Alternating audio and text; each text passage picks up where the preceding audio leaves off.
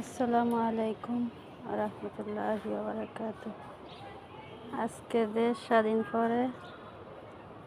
স্বাধীন হওয়ার পরে ছাদে আসলাম।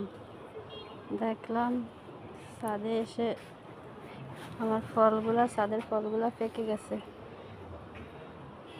আলহামদুলিল্লাহ, আজকে ছাদে এসে যেন তাজা হাওয়ার নিঃশ্বাসটা নিলাম এবং দেশ স্বাধীনতার নিঃশ্বাস নিলাম।